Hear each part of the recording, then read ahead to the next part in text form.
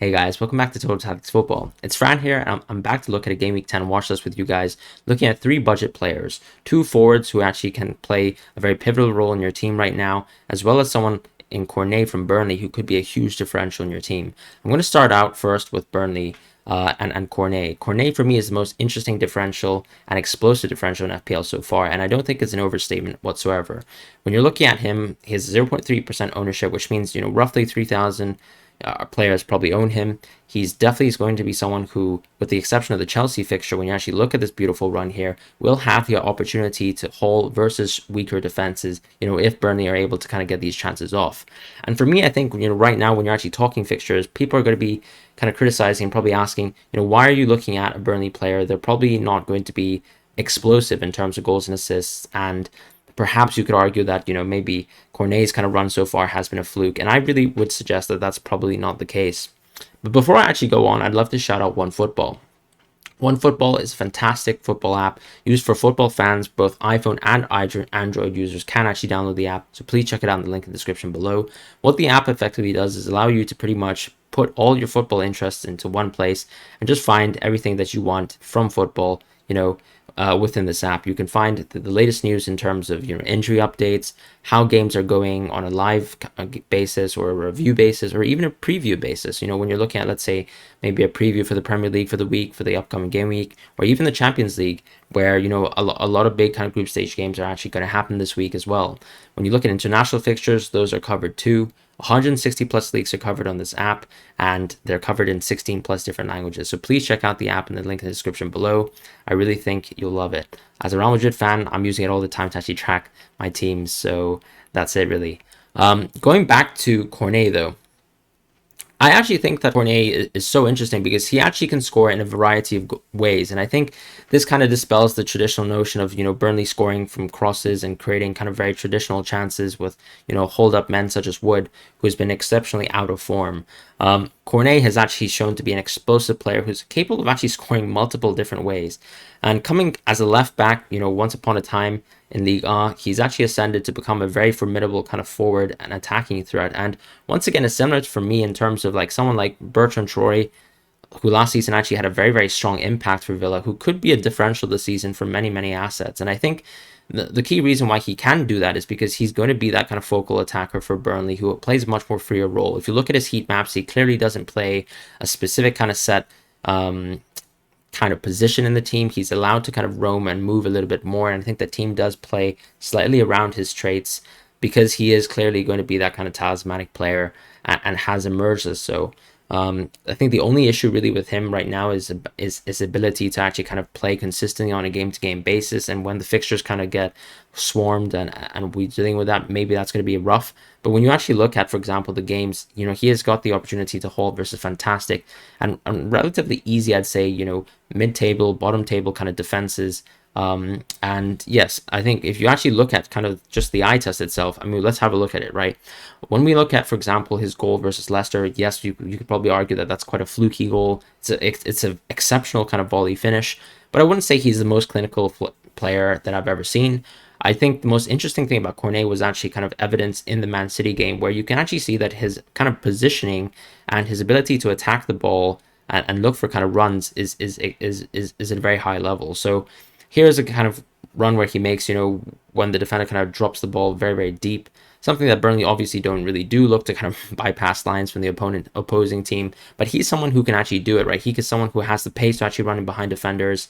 And arguably, yes, he does scuff the finish versus the City keeper there. But for me, that actually shows the capacity for him to be such a kind of all-round player in terms of having hauls from multiple different scenarios. Because when you actually contrast that to his goals scored versus Southampton, I'd argue those are more kind of traditional center-forward goals, right? This is, for example, Livramento dropping the ball, and I'm not going to criticize Livramento too much. He's actually a player in my team, and I'm so thankful he hauled last week. But you can see, once again, Cornet actually move diagonally into space and actually capitalize on the fact that there's just an empty area for him to actually capitalize on a cross. Not only that, but he actually finds an opportunity to score a second goal in the game as well to kind of complete a brace.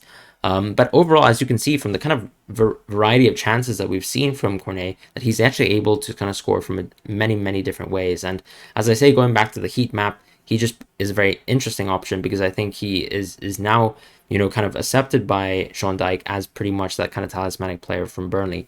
The only impact might be, you know, what happens when Vidra comes back to the team. But honestly, watching Vidra for a long time and watching him as a super sub, I have no interest in him, and I don't really think Sean Dyche does either, to be quite honest. I think he's pretty much forced to play with Vidra.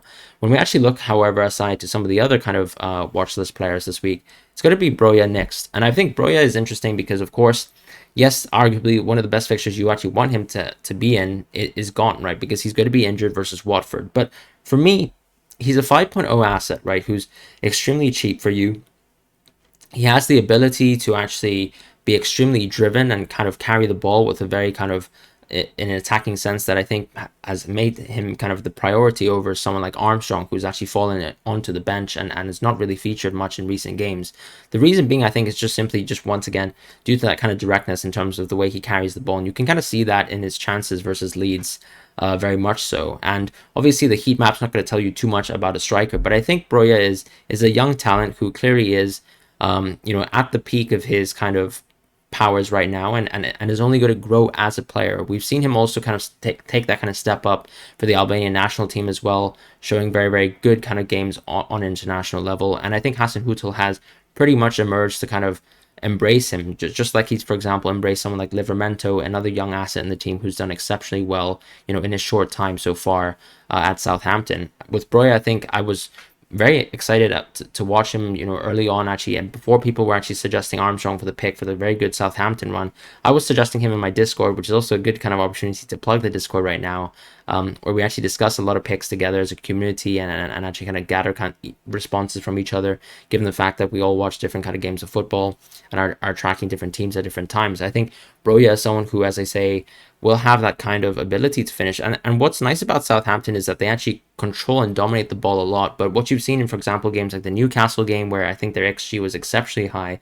but they were outscored, is just the problem with, you know, Southampton's inability to make use of their technical players. And I think when they actually have an outlet like Broja, you have the opportunity for someone to capitalize on actually a lot of opportunities that are created by the press of Southampton, by the ability for them to kind of hold the ball technically and keep the ball in play, and then create this kind of final ball for Broja to actually run onto. And I think he's shown, once again, similar to actually some of the kind of players that I'm going to feature in this video, especially Hwang next, that he has very good positioning in terms of running off behind the neck of a defender and doing very well in that asset. And I think Broja is super interesting as a 5.0 pick. The next pick is going to be Hwang, of course, who I've mentioned or you've seen at least early on in the video.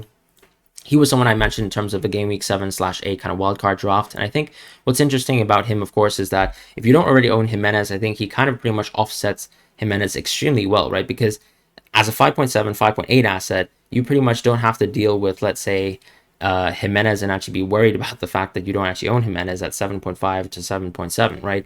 You basically have an asset who actually has been more kind of lethal in terms of goal scoring aspect, whereas Jimenez has been more kind of assisting, more creative as a target man, right? So when Jimenez drops back, you actually see, for example, in these kind of highlights here, that Hwang is that kind of left inside forward, arguably, who's pretty much cutting inside, making these diagonal runs and kind of running off defenders to actually score in very tight angles and showing a very kind of incredible poaching talent.